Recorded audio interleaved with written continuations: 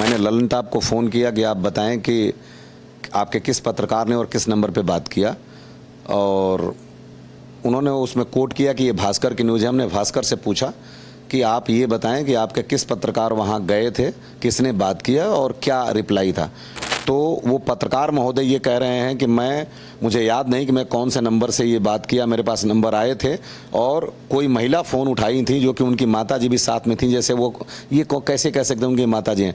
मैं ये भास्कर को चैलेंज करता हूँ कि भास्कर ये बताएं हमें कि किस टाइम पे किस पर्टिकुलर नंबर से बात हुआ, ताकि ये तो पता चले कि स्मृति का जवाब है उनकी माताजी का जवाब है। 1 साल तक मेरे पिता को भी ये बात नहीं पता थी कि मेरी बहू घर छोड़ के गई। तो ये केवल विशुद्ध रूप से मुद्दा है सम्मान का, पैसे का तो कहीं कहीं दूर दूर लेना नहीं। तो क्या भारत सरकार को या आर्मी को जो भी बात करनी होगी वो गुरदासपुर में उनके माता पिता से बात करेगी, तब उसमें ऑस्ट्रेलिया का एड्रेस पब्लिश कर दे। आपके चैनल के माध्यम से कहना चाहता हूं कि अपने गिरवान में झांक के देखिए, मेरा कोई एक भी स्टेटमेंट बता दें जिसमें मैंने पैसे की डिमांड रखी हो। चाह नहीं मैं सुरबाला के गहनों में गूथा जाऊं, चाह नहीं प्रेमी माला में बिंद प्यारी को ललचाऊं, चाह नहीं सम्राटों के सिर पर, चाह नहीं सम्राटों के सौ पर हे हरि डाला जाऊं, चाह नहीं देवताओं के ऊपर चढ़कर भाग्य को इठलाऊं, मुझे तोड़ लेना बनमाली देना तुम उस पथ पर फेंक, मातृभूमि पर शीश चढ़ाने जिस पर जाए वीर अनेक। माखनलाल चतुर्वेदी की ये पंक्तियां हैं और ये पंक्तियां उन शहीदों को चरितार्थ करती हैं जिन्होंने भारत माता के लिए अपनी जान की कुर्बानी दे दी। ऐसे एक शहीद कैप्टन अंशुमन सिंह के पिता हमारे साथ हैं, उनसे बातचीत करेंगे। सर बहुत बहुत स्वागत है आपका नादी टीवी में। धन्यवाद। जिस तरीके से सबसे पहला सवाल मेरा यही रहेगा कि जो मीडिया रिपोर्ट्स में लेकर बातें चल रही हैं कि स्मृति ने अपना जवाब दिया है, तमाम बातें चल रही हैं, उन्होंने साफ तौर पर ये चीज़ें आ रही हैं कि इस पर उन्हें कुछ ज़्यादा कुछ नहीं कहना है, जिसकी जैसी सोच। इस पर आपकी पहली प्रतिक्रिया क्या रहेगी स्मृति के जवाब पे? देखिए, मैंने भी पढ़ा था और सुना था कि स्मृति ने जवाब दे दिया, जो उसको तमाम सोशल मीडिया टीवी पे भी चला। मैंने इसको जानने की कोशिश की तो मैंने ललन साहब को फ़ोन किया कि आप बताएं कि आपके किस पत्रकार ने और किस नंबर पे बात किया, और उन्होंने उसमें कोट किया कि ये भास्कर की न्यूज़ है। हमने भास्कर से पूछा कि आप ये बताएं कि आपके किस पत्रकार वहाँ गए थे, किसने बात किया और क्या रिप्लाई था। 3 दिन से भास्कर मुझे आज बताया है जा करके कि ये पर्टिकुलर उस पत्रकार का नंबर लें और वो पत्रकार से आप बात कर लें। कल तक भास्कर कह रहा था कि अगर गलती होगी तो हम माफ़ी मांग लेंगे। तो वो पत्रकार महोदय ये कह रहे हैं कि मुझे याद नहीं कि मैं कौन से नंबर से ये बात किया, मेरे पास नंबर आए थे और कोई महिला फ़ोन उठाई थी जो कि उनकी माताजी भी साथ में थी। जैसे वो ये कैसे कह सकते हैं उनकी माताजी हैं। उन्होंने ये भी नहीं पूछा कि स्मृति से बात हो रही है या गोलमोल जवाब दे रहे हैं, और ये कह रहे हैं कि उन्होंने बोला हमको कोई बात नहीं करनी और हम यहाँ हैं नहीं, जो जैसा सोचता है ना। ये इसको कैप्शन बना करके और इसको मीडिया में प्रचारित कर दिया कि आ गया स्मृति का जवाब। मैं ये भास्कर को चैलेंज करता हूँ कि भास्कर ये बताएं हमें कि किस टाइम पे किस पर्टिकुलर नंबर से बात हुआ, ताकि ये तो पता चले कि स्मृति का जवाब है उनकी माताजी का जवाब है। मेरे लिए मायने रखता है मेरी बहू का जवाब, मेरे उनकी माताजी के जवाब का कोई मायने नहीं रखता। ठीक है, तो मैं ये जानना चाहता हूं कि क्या मैं ये बात कह रहा हूं, क्या मेरी बहू जो कि अभी भी सामाजिक रूप से मेरी बहू है, उसका क्या जवाब है। ठीक है, और वो लोग इसके बारे में क्या सोचते हैं। तो मैं जो भास्कर ने जो पूरे देश के लिए जो फैला दिया न्यूज़ पे, भास्कर ने कि नहीं आ गया जवाब और ये टीआरपी बढ़ाने के लिए, मेरे समय से ये बिल्कुल षड्यंत्र पूर्वक है और गलत है। स्मृति से मेरी जहाँ तक जानकारी है भास्कर की कोई बात नहीं हुई है। बात अगर हुई भी है तो कदाचित उनके माताजी से बात हुई है, और उनके माताजी का स्टेटमेंट उठा करके और स्मृति का स्टेटमेंट बना देना ये कहीं का न्याय नहीं है। मीडिया ने इसको बिल्कुल तोड़ करके मरोड़ करके और अपने फ़ायदे के लिए या अपनी टीआरपी के लिए हमारे साथ जो इमोशनल ब्लैकमेल कर रहा है। एक शहीद के पिता होने का गर्व आपको है, लेकिन कहीं ना कहीं बेटे के शहादत के बाद इन तमाम चीज़ों से आपको गुजरना पड़ रहा है। क्या सोचा था कि इस तरह की चीज़ें भी फेस करनी पड़ेगी? कदापि नहीं सोचा था कि इस तरह की चीज़ें हमें फेस करनी पड़ेंगी।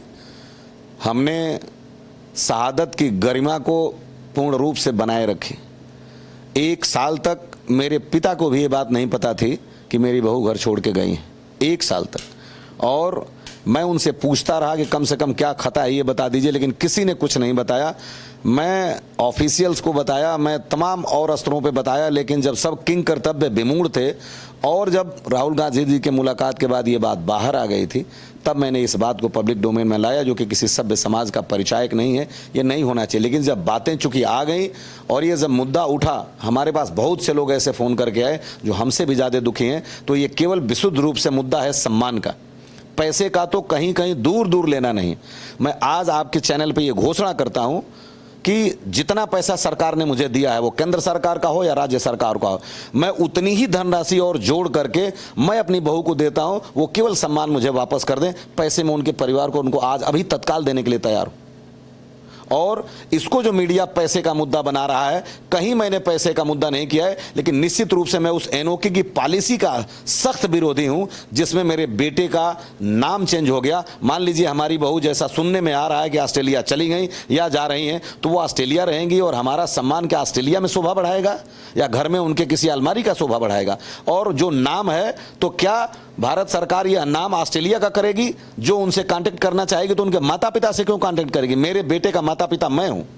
अगर सरकार उनकी एनओके से बात कर रही है, तो एनओके अगर वहां उपलब्ध नहीं है तो फिर किससे बात होनी चाहिए? उनके माता पिता से तो बात होनी नहीं चाहिए। बात तो शहीद के माता पिता से होनी चाहिए, बहू से होनी चाहिए, क्योंकि आज भी अंशुमान हमारे पुत्र हैं और उनके पति हैं। तो अगर वो ऑस्ट्रेलिया जा रही हैं या चली गई, मैं अभी भी इस बात को कंफर्म नहीं कर सकता। तो क्या भारत सरकार को या आर्मी को जो भी बात करनी होगी, वो गुरदासपुर में उनके माता पिता से बात करेगी, तब उसमें ऑस्ट्रेलिया का एड्रेस पब्लिश कर दे? तो मेरा इसमें है कि ये जो एनओके का जो प्रावधान है, ये नितांत रूप से परिवर्तित होने योग्य है और इसको बिल्कुल एक सम्यक रूप में विचार करने के बाद और गहन विचार और विमर्श करने के बाद इसमें परिवर्तन होना चाहिए। और उन परिवारों की व्यथा को भी सुननी चाहिए, जिन परिवारों का एक लड़का था, कोई मुख में अग्नि देने वाला नहीं है, कोई ब्रेड बटर देने वाला नहीं है। मैं सौभाग्यशाली हूं कि मुझे बिल्कुल पैसे की चिंता नहीं है, मैं मेहनत करता हूं, लेकिन इस चीज़ों को हटा करके और मेरे बेटे की शहादत को पैसे के ऊपर तौला गया। अगर मेरे सामने पैसा और सम्मान जब आएगी तो मैं पैसे को चिमटे से भी नहीं छूऊंगा। और इसको पूरा डिस्कोर्स बदल दिया गया कि बड़े बड़े लोग कह रहे हैं कि नहीं, ये पैसे के लिए, पैसे के लिए। मुझे उनसे आपके चैनल के माध्यम से कहना चाहता हूं कि अपने गिरवान में झांक के देखिए, मेरा कोई एक भी स्टेटमेंट बता दें जिसमें मैंने पैसे की डिमांड रखी हो। मैं पहले दिन से ये कह रहा हूं कि पैसा तो मैं 22 तारीख को उनके पिता को भी ले जाकर के कहा था कि पूरी संपत्ति में दान कर रहा हूं। मैं माननीय मुख्यमंत्री से बैठा था तो अपनी मंतव्य रखा था कि योगी जी से कि अगर सरकार चाहे कोई विद्यालय, हॉस्पिटल, तो वहां करने के लिए तैयार हूं। मैं तत्कालीन जिलाधिकारी प्रताप सिंह जी से 4 बार मिला और चारों बार अपनी ये बात रखी कि अगर सरकार कुछ करना चाहती है तो ये करें।